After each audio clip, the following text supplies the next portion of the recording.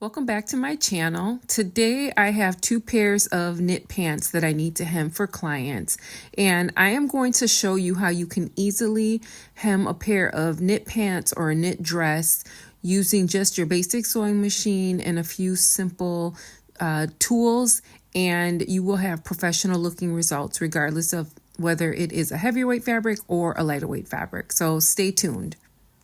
And make sure you watch till the end because I'm showing you all the tips and tricks today. So the first thing I want to share with you is that when you buy a garment from the store, the manufacturer hems knit fabric with something called a cover stitch machine. What a cover stitch machine does is it creates what's called a chain stitch on the inside of the garment, and then on the outside it has a double row of top stitches. So you can see here, that's the chain stitching that I'm pointing out to you. And then when I turn it over, you'll be able to see that there's a double row of top stitching. What this does is it creates a flexible hem so that you can pull the fabric and you won't have pop stitches. So if you were to sew a hem on a woven fabric, you would just use a straight stitch. But with knits, because it stretches, you can't treat a knit fabric the same exact way. So most people do not own a cover stitch machine, and that's totally okay. What I will show you today though is how you can create the same look using what's called a twin needle. And so a twin needle is basically what it sounds like. It has two needles and on one end, but you insert it into your sewing machine just like you would a regular universal needle or a stretch or jersey needle. But what it does is on one side of your fabric, it will create a zigzag stitch on the inside, but then on the outside of your fabric, it will create that double row of stitching like you see in a cover stitch machine process. So I'm going to go ahead and demonstrate how you use your twin needle on this pair of pants that I have to hem for a client. It is a mid-weight knit fabric, but like I said earlier, you can also use this on a lighter weight fabric as well. So the first thing I'm going to do is switch out my universal needle that I had in there for my twin needle. And like I said earlier, you would insert the needle in the same exact way you would any sewing needle that you're going to be using in your machine. And I'm going to go ahead and tighten up the screw.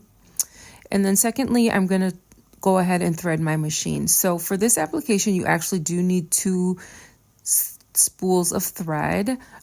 What's really nice about my Singer Heavy Duty is that it has two thread spools. So one where the thread spool is sitting upright and the other one is it's lying on the side. If you don't have this feature, you can go ahead and just put your thread spool off to the back of your machine on the right side. And the first thread that I'm going to thread is the one on, with the spool that's laying on its side. So you would thread it like you would normally, just using a single thread in your machine. And then I'm going to go ahead and thread the second spool of thread through the same exact threading system. And once I've pulled both threads through, I'm just going to make sure that there's no tangling or pulling of the thread, that everything is going to run through the machine very smoothly before I go ahead and put the thread in the needles.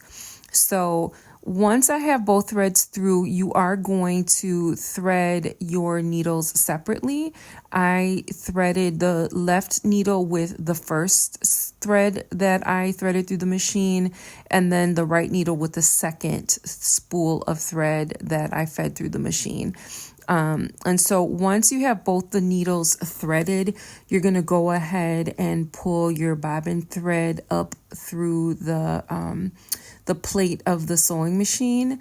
And once and you would do that, you want to make sure both threads are threaded before you actually do that.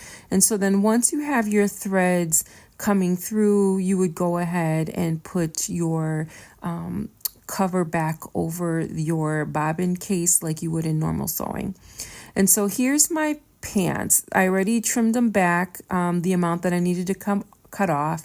And I'm going to go ahead and hem these at 1¼ inch, okay? Because this is a knit fabric, there's no need to serge the edges of the fabric because knits do not fray. And then I'm going to go ahead and I'm going to position my hem at the 7/8 inch seam allowance. The reason for that is I want to make sure that I have room for the double row of stitches on the top, but also I want to make sure that the thread on the bottom is going to catch that fabric underneath.